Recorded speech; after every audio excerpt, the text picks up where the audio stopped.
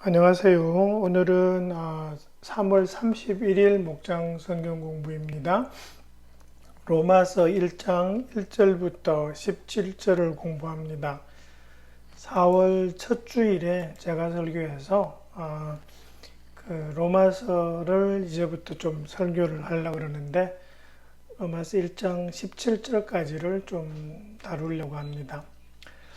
먼저 그 로마서에 대한 설명을 살짝 하면은요, 로마서는 사도 바울이 3차 전도 여행의 거의 마지막 부분, 그러니까 3차 전도 여행에서는 대부분의 시간을 에베소에서 보냈습니다. 그리고 에베소에서를 떠나서 고린도로 갔었는데, 그 사도행전은 마케도니아로 건너갔다 이렇게 돼 있는데, 보면은 이 고린도에서 머물렀습니다. 잠깐 그 기간에 사도 바울이 적은 것으로 그렇게 생각을 합니다. 왜냐하면 그 로마서 마지막 부분에 그 갱그리아 교회의 그 자매 베베가 나오는데 그 갱그리아라는 그 도시가 그 고린도 근처입니다. 그리고 그 베베라는 자매가 아마 갱그리아 그 교회에서 사도 바울의 서신서를 들고 로마로 전달한 사람이 아닐까 그렇게 추측을 하면서 이게 다 이제 이어진다라는 거죠, 시기적으로. 그리고 여러분들이 그 로마서를 보시면 1장 1절을 보시면 그 여러분은 어떻게 느끼실지는 모르겠는데 이 부분이 1장 1절에 보면 그리스도 예수의 종인 나 바울은 부르심을 받아 사도가 되었습니다. 나는 하나님의 복음을 전하기 위하여 따로 세우심을 받았습니다. 이렇게 되죠. 그런데 이 서문이 인사말이 살짝 다른 서신서보다는 조금 깁니다. 뒤에 이 복음을 전하기 위해서 이런 부분들이 사실은 다른 데서는 잘 안 나오죠. 이걸 왜 그럴까를 이유를 생각해 보면 첫 번째 떠오르는 이유는 사도 바울이 로마에 있는 교회와 개인적인 친분이 없었다라는 거죠. 그러니까 사도 바울이 그 3차 전도 여행 이후에 로마를 가죠. 4차 전도 여행 때. 그러니까 이 편지를 쓸 때까지는 로마 교회랑은 이렇게 개인적인 친분이 없었습니다. 다른 대부분의 교회는 사도 바울이 직접 개척한 교회에다가 편지를 보냈기 때문에 내가 누군지를 다 알죠. 근데 여기 로마는 아마 사도 바울의 이름은 들어봤을지라도 개인적으로는 아마 친분이 거의 없었을 겁니다. 그리고 이제 로마 교회를 생각해 보면 로마 교회를 누가 세웠는지에 대해서는 사실은 불분명합니다. 상당히 가장 가능성이 높은 추측은 이런 겁니다. 여러분 그 사도행전 앞에 보시면 오순절 무렵에 그 많은 사람들이 사도 베드로의 설교를 듣고 3,000명씩 이렇게 믿죠. 그러면서 예루살렘 교회가 크게 성장하고 그러다가 그 스데반 집사의 순교를 즈음해서 박해가 이루어지면서 많은 사람들이 흩어집니다. 그때 아마 흩어진 사람들이 로마에 와서 세운 교회가 로마 교회가 아닐까라고 추측을 합니다. 그러다 보면 이 로마 교회의 초기 신자들의 대부분은 유대인이었을 겁니다. 그죠? 그러다가 여러분 사도행전 18장 2절을 보시면 그 사도 바울의 2차 전도 여행 때 사도 바울이 아굴라하고 브리스길라를 만나는 장면이 나오죠. 그때 뭐라 그러냐 하면 그 아굴라와 브리스길라가 글라우디아 황제가 모든 유대인들은 로마를 떠나라는 칙령을 내렸기 때문에 빠져나온 사람이다. 그렇게 됩니다. 그게 이제 대충 주후 49년 근처입니다. 그러니까 그렇게 유대인들이 다 빠져나왔으면 로마 교회에 남은 사람은 유대인 아닌 이방인이 남았겠죠.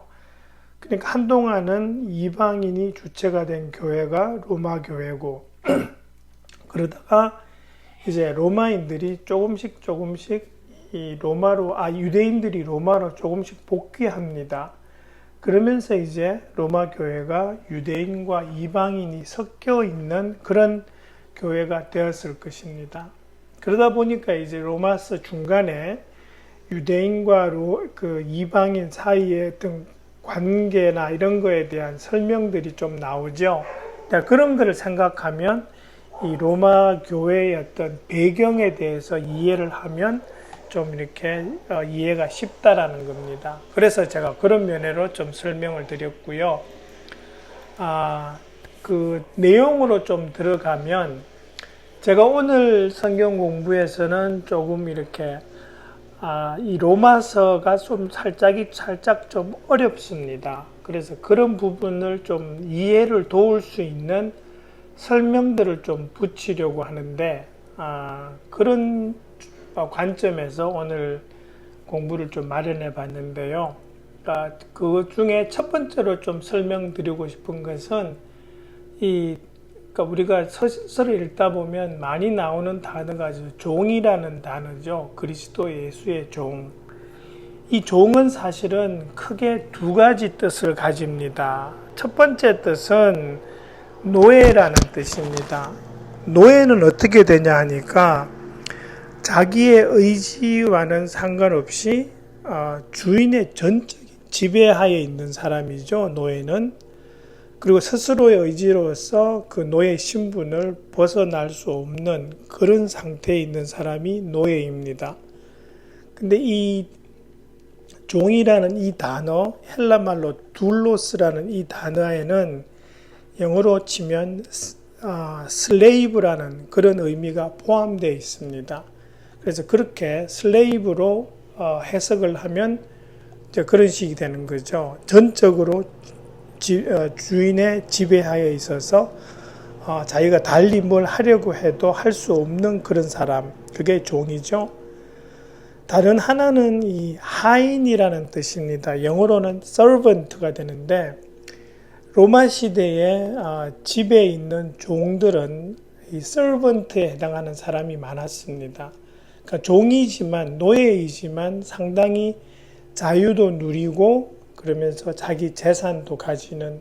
근데 그런 사람들은 주인을 위해서 자진해서 성심으로 섬기는 그런 사람이 이 하인 또는 servant라고 할 수 있습니다.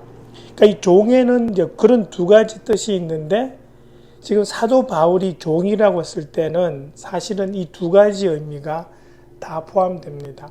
하나님이 자기를 하나님의 종으로 부르셨기 때문에 노예로 부르셨기 때문에 거기에 그 하나님의 그 뜻에 순종할 수밖에 없는 그러니까 그런 상태. 그러면서도 스스로는 또 하나님께 자신의 모든 충심을 다해서 헌신하고 싶은 그런 마음. 그런 두 가지가 이 사도 바울에게는 동시에 존재한다고 볼 수 있고요. 그 다음에 이제 그 로마서 1장 2절부터 4절까지는 사실은 복음에 대한 아주 간단한 설명입니다. 2절 보시면 이 복음은 하나님께서 예언자들을 통해서 성경에 미리 약속하신 것이다 라고 하면서 이 복음은 그의 아들을 두고 하신 말씀이다 이렇게 되어 있죠. 그러니까 복음은 기쁜 소식인데 어떤 기쁜 소식이냐 하니까 예수님의 출생과 죽음과 부활에 대한 복된 소식이다라는 것을 2절, 3절, 4절까지 그렇게 딱 요약할 수 있습니다. 그런데 제가 좀 이렇게 관심을 좀 두고 싶은 것은 4절이거든요.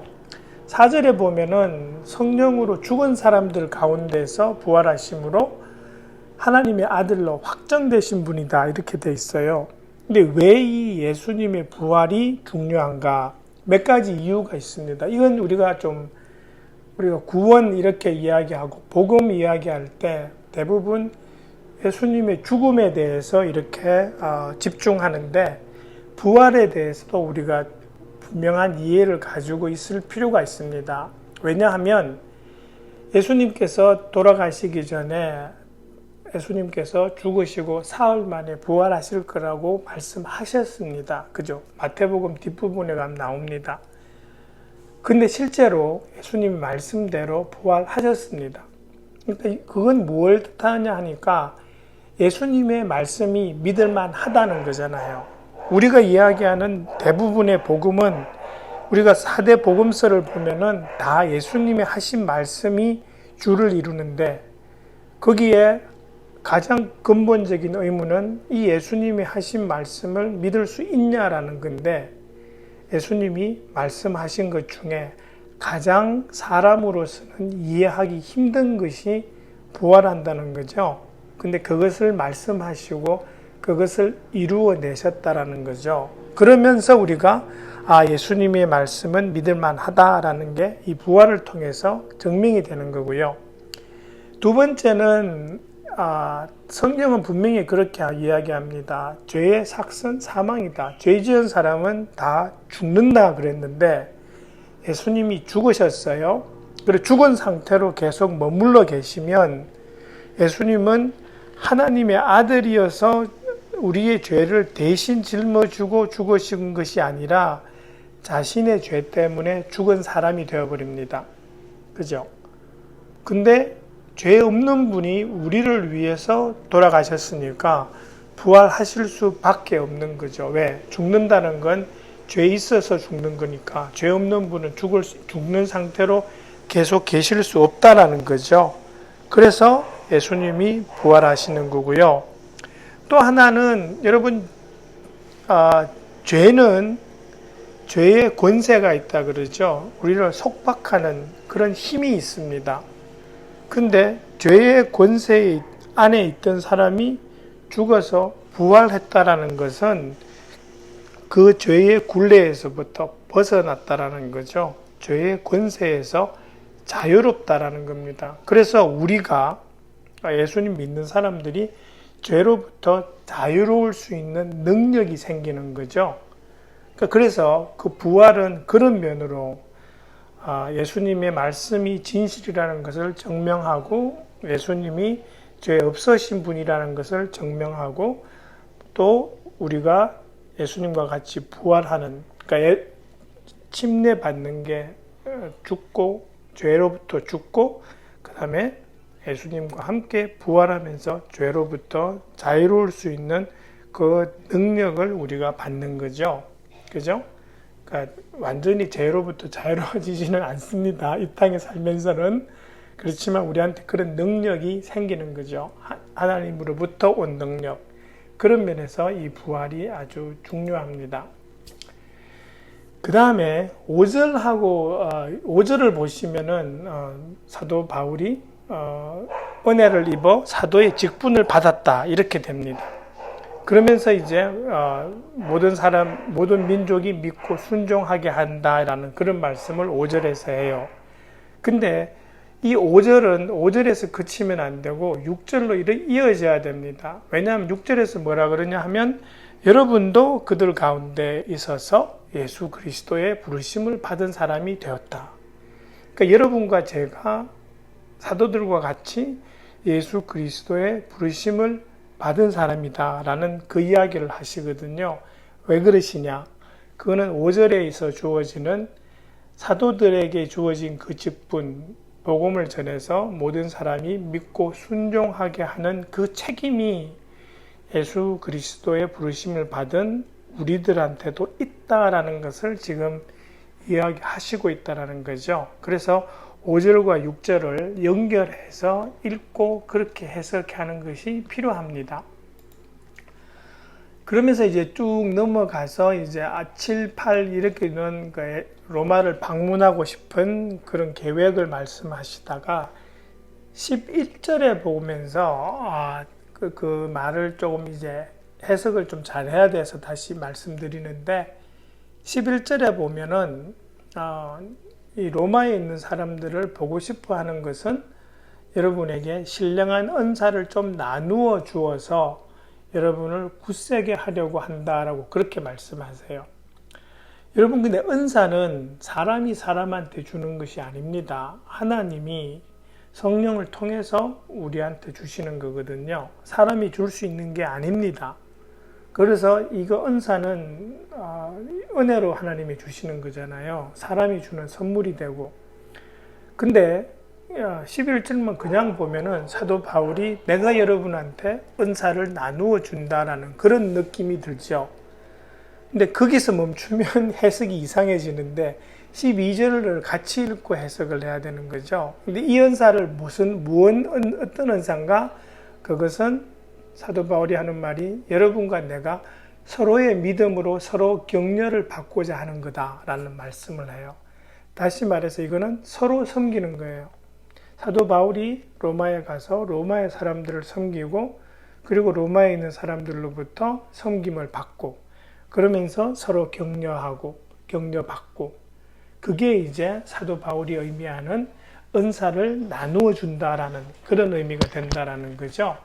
그렇게 해석하면 이게 사도 바울이 지금 하는 말씀이 무슨 의미인가, 이 사람이 왜 은사를 나누어 준다라고 하는가라는 그 의미가 분명해집니다.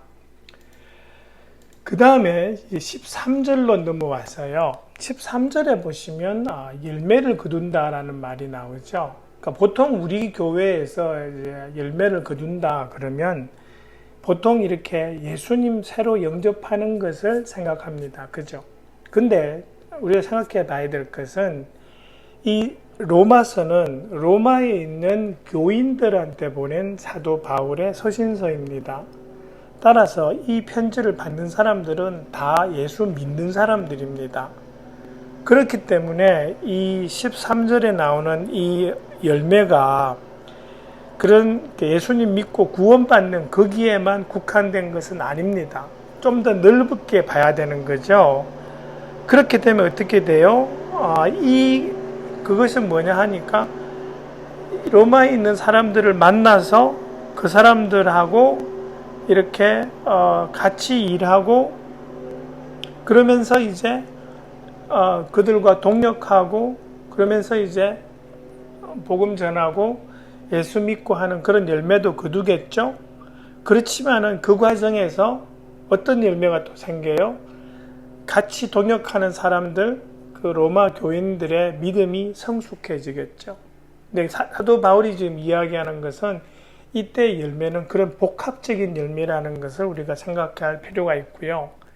15절도 마찬가지입니다. 여러분에게도 복음을 전한다 그랬는데 우리 보통 복음 전한다 그러면 예수 안 믿는 사람한테 예수님 전하는 그런 걸 생각하잖아요. 근데 말씀드렸듯이 이미 로마 교인들은 예수님 아는 사람들이에요. 그래서 이 복음, 요 15절에 나오는 복음은 새로운 믿음이라는 의미보다는 복음에는 예수님의 죽음과 탄생과 죽음과 부활과 그리고 그 믿은 사람들의 생활이 바뀌는 성화의 과정도 포함하는 것이 복음입니다.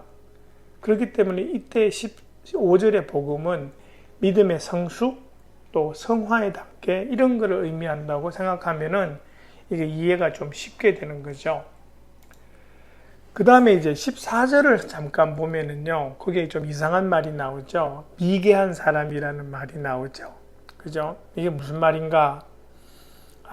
우리 그 개역 성경에는 그 야만인 이렇게 번역되어 있습니다.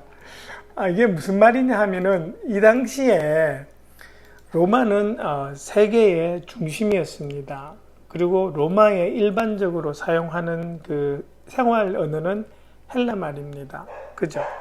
그래서 이 미개인 또는 야만인이라는 말은 이 헬라 말이 아닌 다른 언어를 사용하는 사람을 미개인 또는 야만인이라고 그렇게 이야기합니다. 그런 식으로 이해를 해야지 이게 뭐 우리가 그냥 생각하듯이 뭐 제대로 배우지도 못하고 아무것도 모르는 그런 사람이 아니라는 거죠. 단지 언어의 문제입니다. 그 다음에 이제 16절에 가서 사도 바울이 나는 복음을 부끄러워하지 않습니다. 이렇게 되죠. 이게 무슨 말인가? 복음을 부끄러워하지 않는다라는 그 전제, 그 말에는 그 밑에 깔려있는 전제가 당시 크리스찬들의 어떤 사회적 지위나 명성하고도 연결되어집니다. 그러니까 크리스찬들은 사회의 다수가 아니었습니다. 그리고 이 사람들은 사회적인 어떤 지도층이 아니라 상당히 이렇게 하층민들이었습니다. 그렇기 때문에 이 사람들에게는 뭔가 자랑스럽고 내세울 게 없는 그런 게 없죠. 내세울 게. 그러다 보니까 이제 위축되고 예수 믿는다는 것을 부끄러워하고 드러내지 않을 수 있는데 사도 바울은 그렇지 않다라는 거죠. 왜 그러느냐? 사도 바울에게 있어서 복음은 하나님의 능력이라는 거죠. 어떤 능력? 사람을 구원하는 능력. 그러니까 복음이라는 것은 그것이 부끄러운 것이 아니라 하나님의 능력이기 때문에 결코 부끄러운 게 아니고 오히려 자랑스러워할 수 있는 그런 부분이라는 걸 지금 사도 바울이 이야기하고 있습니다. 그러면서 이제 17절로 넘어가면 하나님의 의가 복음 속에 나타납니다 하면서 이 일은 오로지 믿음에 근거하여 일어납니다 하면서 의인은 믿음으로 살 것이다 한 것과 같습니다. 이렇게 되어 있죠. 이때 하나님의 의라고 하면은 여러 가지 의미가 그러니까 좀 이렇게 의역할 수도 있는데 우선은 하나님으로부터 오는 의라고 할 수 있습니다. 이건 뭐냐 하면은 하나님이 의롭지 않은 사람을 의롭다고 여겨주신다라는 그 의입니다. 또 하나는 하나님이 거룩하고 의로우신 분이라는 그런 의미도 포함되죠. 근데 우리가 그냥 가장 쉽게 해석하자면 하나님이 의롭다고 여겨주시는 그 의, 하나님이 우리에게 부어주시는 그 의로움, 그렇게 해석하면 되고요. 세 번역에서는 사실은 이 뒷부분에서 오로지 믿음에 근거하여 일어난다 이렇게 되어 있는데 개역 성경을 보시면 어떻게 되어 있냐 하니까 믿음으로 믿음에 이르게 한다 이렇게 되어 있어요. 그러니까 이게 원문을 봐도 믿음에서 믿음으로라는 그런 의미가 담겨 있는 말입니다. 이게 뭐냐 하니까 의로움, 구원은 믿음에서 시작해서 믿음으로 마친다라는 겁니다. 그러니까 구원은 오로지 믿음으로만 가능하다. 이게 하고 뒤에 나오는 말씀이 있죠. 하박국 2장 4절을 인용하셨는데 의인은 믿음으로 살 것이다. 그러니까 이거는 뭐냐 하니까 두 가지 의미입니다. 의인은 믿음으로 산다. 다시 처음에 시작할 때 믿음으로 구원을 받아서 의로운 사람으로 여겨진다라는 거 있죠. 그것도 있고 두 번째 의미는 의인이 되고 난 사람이 아무렇게나 살지 못하고 의롭게 하나님께서 인도하시는 대로 살아야 되는데 그것이 쉽지 않죠. 하나님에 대한 확신이 없으면 그렇게 사는 것이 힘듭니다. 그래서 이 믿음에서 믿음으로 의인은 믿음으로 살 것이다. 이것은 믿음으로 구원받아서 하나님에 대한 신뢰를 가지고 믿음으로 하루하루를 살아간다라는 그런 의미입니다. 그래서 이때의 믿음은 그냥 우리가 일상적으로 그러니까 장난삼아 이야기하는 믿습니다 하는 그 믿음은 아닙니다. 이 믿음은 영어로는 saving faith입니다. 우리를 구원하는 진실된 믿음. 그 믿음을 지금 사도 바울이 하박국서를 인용하면서 그렇게 말씀하고 있는 겁니다. 그래서 1장 17절까지 오늘 살펴보았습니다. 잘 공부해 보시고 목장 식구들에게 잘 전달해 주시면 감사하겠습니다. 네, 수고해 주십시오.